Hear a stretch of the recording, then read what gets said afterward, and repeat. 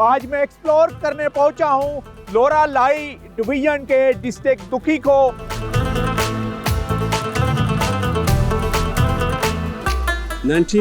में ब्रिटिश जो है अंग्रेज ने यहाँ से पानी खेत लेके गए, पूरे शहर को पानी यहाँ से सप्लाई होती थी।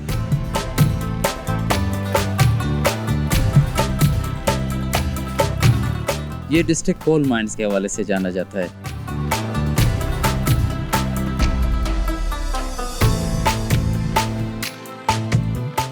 अब्बासी साहब, यहाँ पे मुख्तलिफ कोयले की क्वालिटीज़ है। पाकिस्तान भर में सबसे बेस्ट कोयला दुखी का है।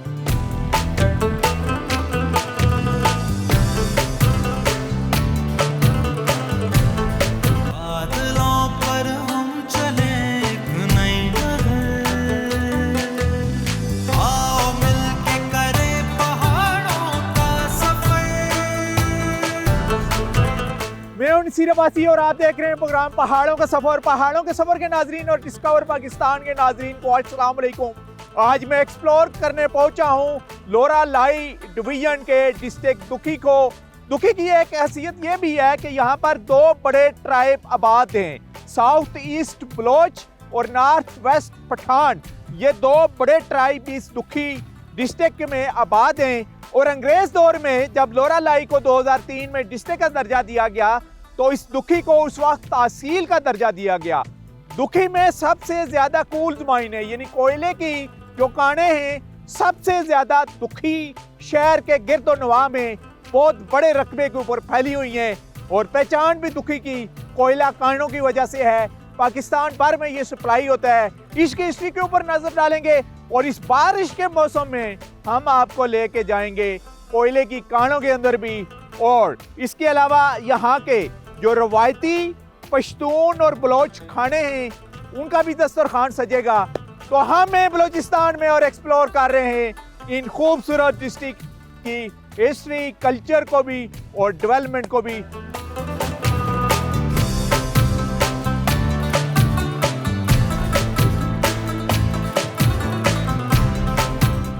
पाकिस्तान के सूबा बलूचिस्तान को एक्सप्लोर करने के लिए पहाड़ों का सफर की टीम यहाँ के सबसे बड़े और कदीम तरीन इलाके लोरा लाई पहुंची।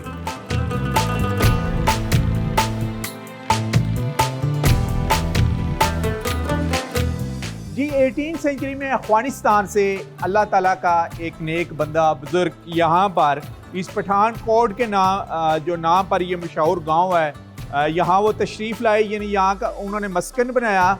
और उनकी बरकत से, यानी अल्लाह ताला के एक नेक बंदे की बरकत से यहाँ पर चश्मे निकले। और फिर क्योंकि उस वक्त भी मकामी आबादी थी बकौल मिश्रान के यहाँ के रहने वालों ने, तो उन्होंने और दुआ की तो पैक के वक्त यहाँ से तकरीबन 18 पानी के चश्मे जो मौजूद हैं।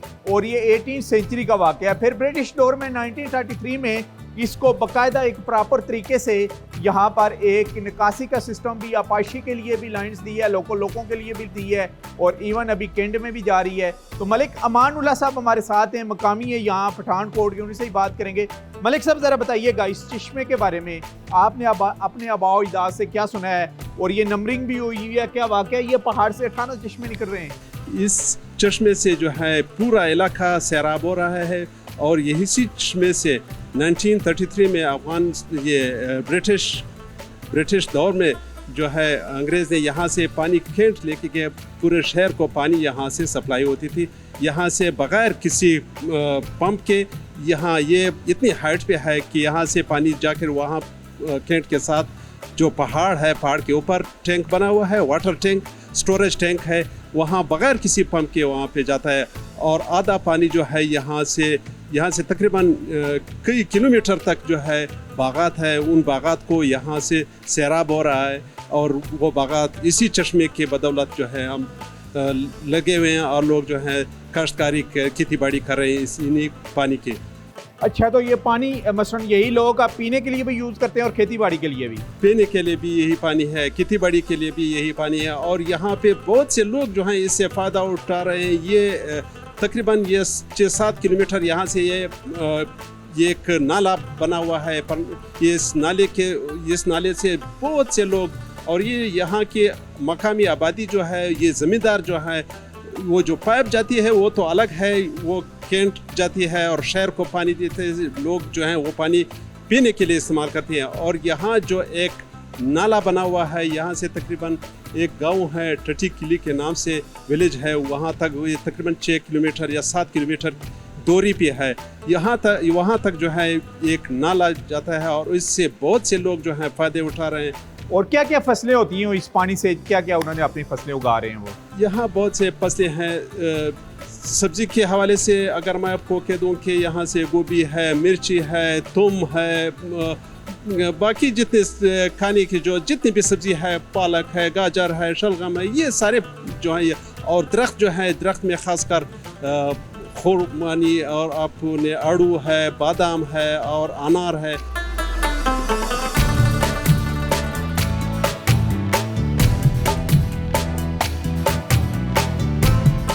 ये पठानकोट टूरिस्ट पॉइंट के ऊपर ही हैं। अच्छा, ये आपको अंगूर नज़र आ रहे हैं। जब आप अगस्त सितंबर में यहाँ पर आएँ तो ये उस वक्त जो यहाँ का मौसम होगा वो इंतहाई खूबसूरत होगा, क्योंकि यहाँ अंगूरों के साए तले आप बैठ के एंजॉय कर सकते हैं इस वाटर को भी। और साथ स्विमिंग पूल है, आप स्विमिंग भी कर सकते हैं। अगर स्विमिंग के शौकीन हैं तो वो टूरिस्ट थ्रू आउट पाकिस्तान के मुख्तलिफ शहरों में भी कोयटा का विजिट करते हैं, बिजनेस पॉइंट ऑफ व्यू से, या लोरा लाई की तरफ आते हैं, वो इस पठानकोट के मकाम में कम अज़ कम अगस्त सितंबर अक्टूबर तक लाजमी आएँ।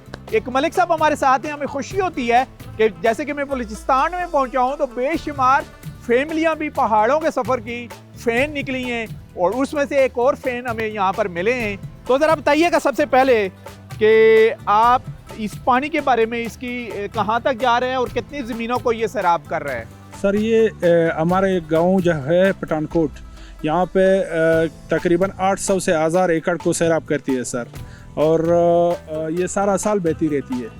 तो आपकी कौन कौन सी फसलें सैराब हो रही हैं इस पानी से? सर, हम यहाँ से इस पानी से जो है बादाम सैराब करते हैं और अंगूर और सेब, सब्जियों में गोभी, प्याज, लहसुन, इस तरह की फसलें जो है हम काश करते हैं। बादाम यहाँ कितनी मकदार में होता है? सर, यहाँ का बादाम जो है लोरलाई का, वो मेरे ख्याल में दुनिया में बेस्ट बादाम है यहाँ का।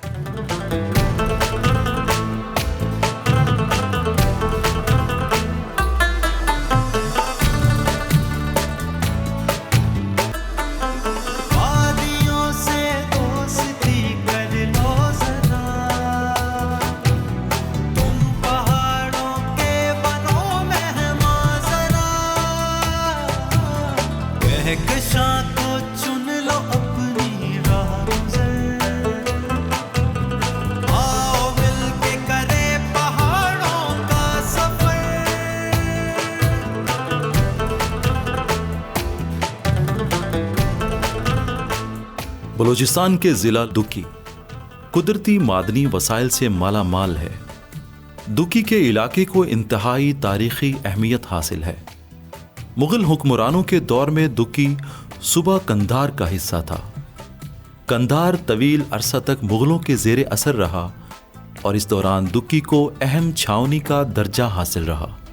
1878 में अंग्रेज़ों ने भी दुकी के इलाके गुंबज में कुछ अरसा अपना पड़ाव डाले रखा। दुकी में पहली मर्तबा कोयला की दरियाफ्त 1954 में हुई। क़याम पाकिस्तान के बाद हुकूमत ने 1974 में यहाँ से कोयला निकालने के लिए आग ही मुहिम चलाई। 2002 के बाद FC बलूचिस्तान नॉर्थ की कोशिशें रंग लाई और 2011 में मकामी कबाइल दुकी के इलाके से कोयला निकालने के लिए रजामंद हुए। एक मुहतात अंदाजे के मुताबिक दुकी में तकरीबन 0.150 बिलियन टन कोयला के ज़खायर मौजूद हैं। दुकी से निकलने वाला कोयला रोज़ाना की बुनियाद पर दर्जनों ट्रकों के ज़रिए पाकिस्तान के मुख्तलिफ छोटे बड़े शहरों में भेजा जाता है।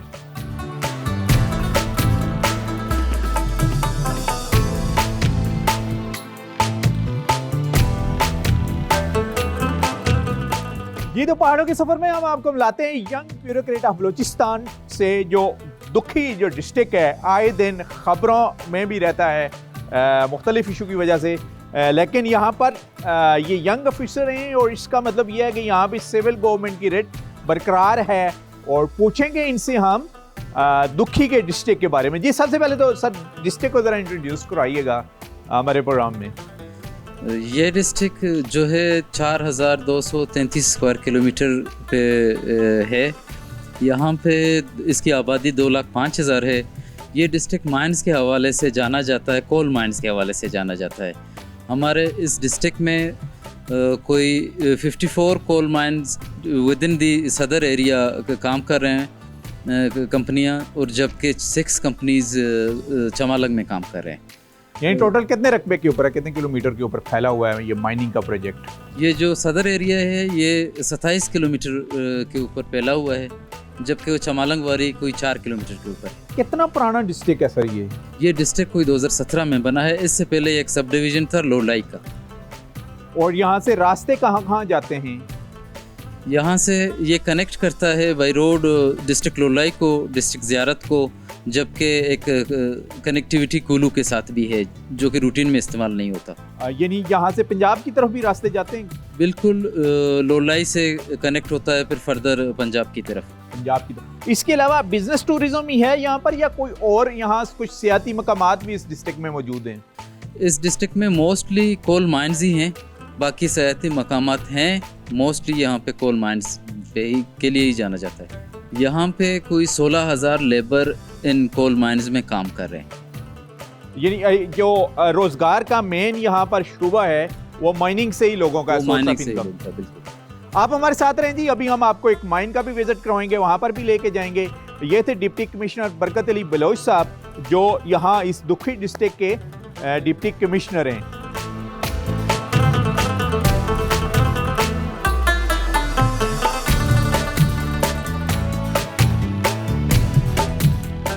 जी साथ हम डिस्ट्रिक्ट दुखी में हैं और सबसे ज़्यादा जो माइनिंग एरिया है इसी में ही है। तकरीबन 41 एकड़ के ऊपर मुश्तमिल रकबे में जो बलूचिस्तान का सबसे बेस्ट कूल है, यानी कोयला यहाँ से निकाला जा रहा है। माइन ओनर हमारे साथ हैं, सख्त बारिश भी है और उसके बावजूद भी कोशिश होगी कि हम माइन के अंदर का भी आपको दिखा सकें कि लेबर किस तरीके से ज़मीन के अंदर से तकरीबन 4000 फीट के अंदर जाके कोयला निकाल रही है। तो माइन ओनर से सबसे पहले बात करेंगे, फिर यहाँ पर हमारे साथ सरदार साहब भी, उनसे भी बात करेंगे। अपना नाम बताइएगा। मोहम्मद वारिस। वारिस साहब बताइएगा हमें कि कब से आपने ये लीज ली हुई है और ज़मीन के अंदर कितने हज़ार फुट नीचे से लेबर कोयला निकाल रही है? तकरीबन 8 साल से मैंने ये काम शुरू किया है, ये अलज, और तकरीबन 4,500 या 5,000 फुट के लगभग गहराई में चला गया। 4,500 फुट नीचे गहराई में है? हाँ जी सर। पर शिफ्ट के हिसाब से होता है?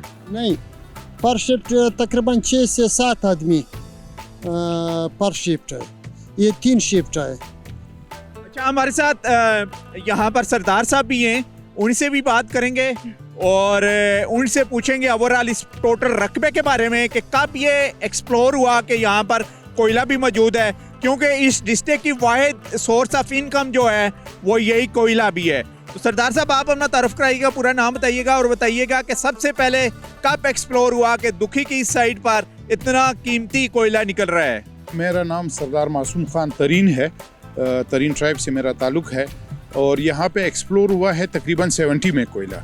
तो सबसे पहले छोटी गाड़ियों में यहाँ से दुखी से जाता था हरनाई को से बजरिया ट्रेन ये जाके डीजी खान डिपो पे खाली करते थे, अनलोड करते थे, वहाँ से फिर पंजाब के मुख्तलिफ शहरों को सप्लाई होती थी।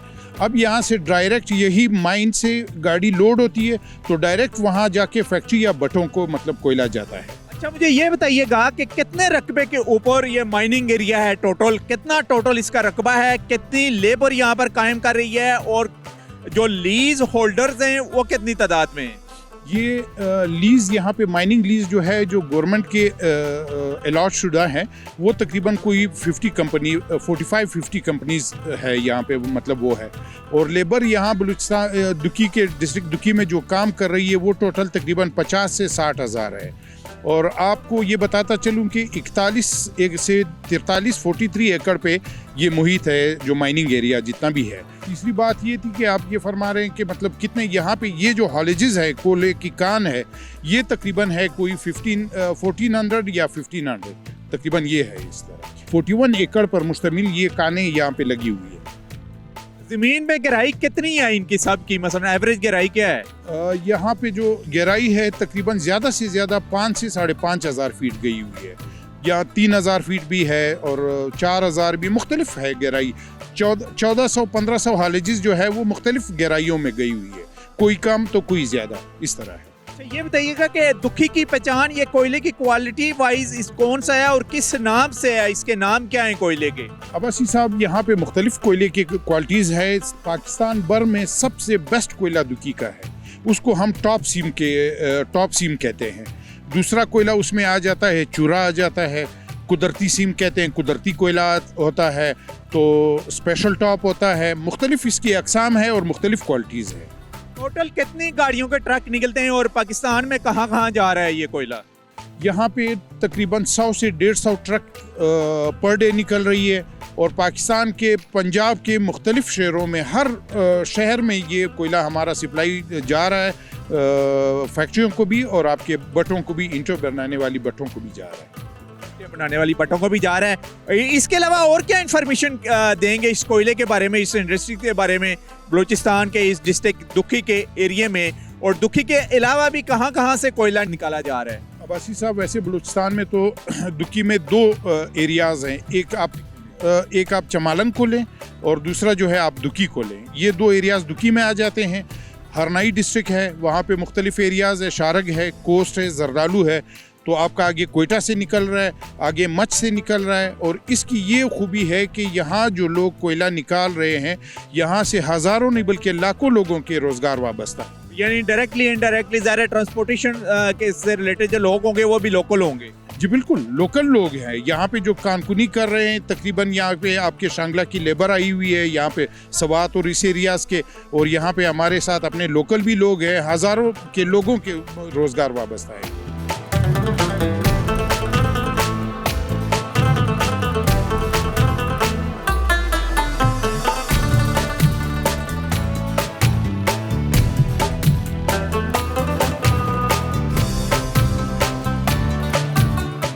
जी, सरदार मासूम खान के उजरे पर हैं इस वक्त हम, और दुखी मेन बाजार के ऊपर। तो ज़रा दुखी के बारे में बताइएगा जी, कितना पुराना ये पहले अंग्रेज़ दौर में मसलन तहसील थी, कितनी पुरानी अभी डिस्ट्रिक्ट कब बना है, कौन कौन से बड़े ट्राइब यहाँ पर आबाद हैं, और आपका क्योंकि 3 फैमिली से तल्लुक़ है, 3 ट्राइब से, तो उसके बारे में भी ज़रा बताइएगा। दुखी वैसे तहसील तो बना है 1903 में, और ये ज़िला लोरालाई का हिस्सा है, ब्रिटिश दौर में ही बना था। और यहाँ पे मुख्तलिफ अक़वाम है, छोटी बड़ी सारी, लेकिन जो मेन बड़ी अक़वाम है वो तरीन, लूनी और नासर अक़वाम है। और साथ में यहाँ पे बलोच आबादी भी, बलोच के हर शाख की आबादी यहाँ पे मतलब अक़वाम और किली है। उस्तराना और आप शादुज़ई, ज़रकून, सैयद, ये फिर छोटी बड़ी सारी मतलब अक़वाम यहाँ। अच्छा, तरीन कहाँ से आके आबाद हुए हैं यहाँ? तरीन वैसे बेसिकली आए हैं, 2 तरीन है यहाँ पे, तोर और स्पीन। स्पीन जो है वो कदीम कौम है, 800 साल से यहाँ पे आबाद है, और हम जो जिस तरीन तोर तरीन है उसका सरदार मैं हूँ। ये माइग्रेट होके पशीन से आए कोई 200-300 साल पहले, 200-300 साल पहले आए। तो ज़रा बताइएगा, ये अपनी फैमिली को, आपके फोर फादर्स को मेडल मिले हुए हैं जी, और उनकी क्या क्या खिदमात थी और किसने दिए हैं? ये मलका विक्टोरिया का है, बरतानिया का, ब्रिटिश दौर में दादा को मिला है। ये समाजी और यहाँ पे जो ट्राइबल उसके लिए सुलह और शाही जिरगे के मेंबर थे, उसके खिदमत के सिले में मलका विक्टोरिया को उनको ये मेडल मिला है। और दूसरा मेडल जो है ये पाकिस्तान बनाने की खिदमत में दादा को मिला है। 1947 में जना साहब के साथ दादा की मतलब काफ़ी उन्होंने पाकिस्तान के लिए कुर्बानियाँ दी है। और इस बैकवर्ड एक छोटा सा तहसील था, मैं आपको बता रहा हूँ कि एक बैकवर्ड था, उस ज़माने में उसकी कोई पहचान ही नहीं थी, छोटा सा एक तहसील था। यहाँ से दादा जाते थे दिल्ली, दक्कन, हैदराबाद में जना साहब के साथ मुस्लिम लीग के मीटिंग अटेंड करते थे। और मतलब वहाँ पे मतलब आपके दादा पहले थे जो यहाँ इस बलूचिस्तान से मुस्लिम लीग में शामिल हुए और कायद आज़म के राइट हैंड बने? पहले तो नहीं थे, पहले तो नहीं कहा। काजी ईसा साहब भी थे, सरदार बाज मोहम्मद खान जोगीज़ई लोरालाई से थे, नवाब मोहम्मद खान जोगीज़ई आपके किला सैफुल्लाह से थे। बलूचिस्तान के सरदारों में ये जो बलूचिस्तान के मुस्लिम लीगी थे, यहाँ से इस दुकी के एरिया से दादा फर्स्ट पहले बंदे थे जो मतलब यानी पाकिस्तान बनाने में भी यहाँ के ट्राइब का और आपके तरीन जो आपकी फैमिली है उसका एम रोल रहा है और कायदे आज़म के शाना बिशाना वो खड़े शाना रहे। बशाना रहे हैं और 2 गोल्ड मेडल पाकिस्तान की बनाने की खिदमत में दादा को मिले। और यहाँ पर हमारे लिए जो बलूचिस्तान की रवायती जो खाने हैं वो भी दस्तरखान पर सजाए गए हैं। सबसे अहम जो पहचान बलूचिस्तान की वो बलूचिस्तान के ये सज्जी बलोची सज्जी के नाम से मशहूर है। एक और भी रवायती डिश है उसके बारे में पूछेंगे। जी नाम बताइएगा अपना। मोहम्मद आतिफ सर मेरा नाम है। अच्छा आतिफ साहब बताइएगा ज़रा इस डिश के बारे में, ये कौन सी डिश है और कैसे तैयार की जाती है? सर ये बेसिकली पश्तूनों की ट्रेडिशनल डिश है, लांदी कहते हैं इसको।